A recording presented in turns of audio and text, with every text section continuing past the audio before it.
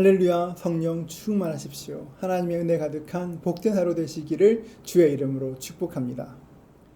오늘 우리가 함께 읽을 하나님 말씀은 요한 1서, 요한 2서, 요한 3서와 유다서, 요한계시록 1장부터 7장까지의 말씀입니다. 요한 1서를 보면 성경에서는 그 저자가 누구인지 말하지 않습니다. 하지만 성경을 읽어보면 요한이 저자이구나 금방 알 수 있습니다. 요한 1서 1장 1절입니다. 태초부터 있는 생명의 말씀에 관하여는 우리가 들은 바요, 눈으로 본 바요, 자세히 보고 우리 손으로 만진 바라. 말씀을 시작하면서 자신이 예수님을 직접 만났을 뿐 아니라 눈으로 봤고 손으로 만져봤다고 이야기합니다. 평범한 인사처럼 보이지만 이 말씀은 요한 1서에서 굉장히 중요한 말씀입니다. 요한 1서가 기록될 그 무렵 교회 안에는 그 영지주의 이단이 극성을 떨치고 있었습니다. 영지주의는 육체는 썩어지고 없어질 것이니까 영적인 지식을 가져야 한다고, 그래야 구원받는다고 이야기하였습니다. 이들은 육신을 악한 것으로 취급했습니다. 그렇기 때문에 예수님께서, 신이신 하나님께서 더러운 육신의 몸을 입고 이 땅에 왔다는 것을 받아들일 수가 없었습니다. 이들은 예수님의 인성을 부인했습니다. 여러분, 그런데 만약 예수님의 인성을 부인한다면 우리의 구원이 어떻게 완전해질 수 있겠습니까? 그래서 이야기합니다. 요한 1서 2장 22절과 23절입니다. 아들을 부인하는 자에게는 또한 아버지가 없으되 아들을 시인하는 자에게는 아버지도 있느니라. 너희는 처음부터 들은 것을 너희 안에 거하게 하라. 처음부터 들은 것이 너희 안에 거하면 너희가 아들과 아버지 안에 거하리라. 아들을 부인하는 자에게 아버지가 없다고 말합니다. 예수님의 인성과 신성을 분리하지 말라는 것입니다. 참된 신앙은 내가 얼마나 영적인 지식을 많이 가지고 있느냐, 이런 것으로 드러나는 것이 아니라 참된 신앙은, 나의 믿음은 나의 삶을 통해서 드러나게 되는 것입니다. 여러분, 우리 성도들은 어떤 삶을 살아야 합니까? 성도 간의 사귐이 있어야 합니다. 요한 1서 1장을 읽으실 때 그 사귐이라는 단어를 눈여겨보십시오. 우리 성도들의 사귐은 결국 사랑으로 드러나게 되는 것입니다. 요한 1서 5장 3절입니다. 하나님을 사랑하는 것은 이것이니 우리가 그의 계명들을 지키는 것이라.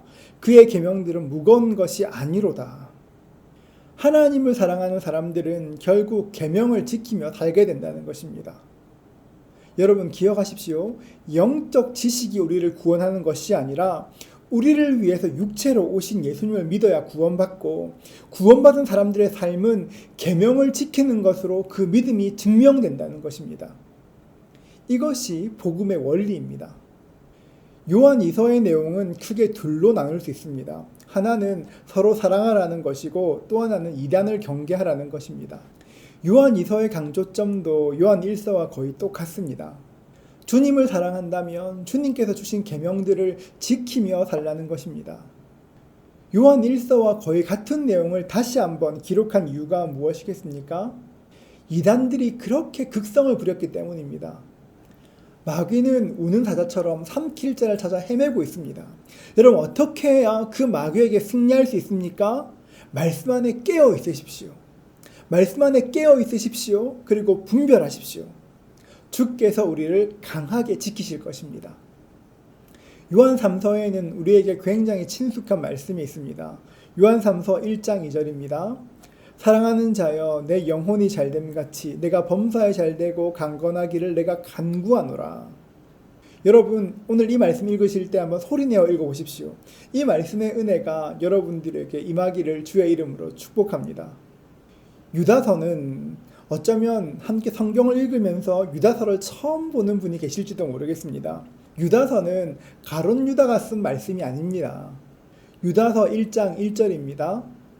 예수 그리스도의 종이요 야고보의 형제인 유다는 부르심을 받은 자 곧 하나님 아버지 안에서 사랑을 얻고 예수 그리스도를 위하여 지키심을 받은 자들에게 편지하노라. 예수 그리스도의 종이고 야고보의 형제 유다, 그러니까 예수님의 동생 중에 하나라는 이야기입니다. 이 성경이 언제 기록되었는지 그 시기는 정확하지 않지만 그 메시지는 정확합니다. 방탕한 삶을 살게 하는 거짓된 가르침을 경계하라는 것입니다. 하나님께서 우리에게 자유를 주셨습니다. 예수 안에 있으면 자유로운 삶을 삽니다. 그러나 또 하나 우리가 기억해야 될 것은 반드시 절제가 있어야 한다는 것입니다. 누군가가 여러분의 정욕을 일깨운다면, 복음이라는 이름으로 우리에게 방종해도 괜찮다고 이야기한다면 여러분 그 메시지를 거절하십시오. 사도 바울이 벨릭스를 만났을 때 복음을 증거했습니다. 사도행전 24장 25절입니다. 바울이 의와 절제와 장차 오는 심판을 강론하니 벨릭스가 두려워하여 대답하되 지금은 가라. 내가 틈이 있으면 너를 부르리라 하고. 복음은 우리를 방탕하게, 방종하게, 우리의 육신을 따라 살도록 하는 것이 아니라 의와 절제와 장차 올 하나님의 나라를 기대하며 살도록 만들어주는 것입니다. 사랑하는 성도 여러분, 하나님 말씀을 기억하십시오. 우리 영혼을 지키십시오. 무엇이 주님 기뻐하시는 삶인가 날마다 고민하십시오. 그럴 때 참된 기쁨이 우리에게 흘러나올 것입니다. 오늘도 그 은혜 누리시는 저와 여러분 되시기를 주의 이름으로 축복합니다.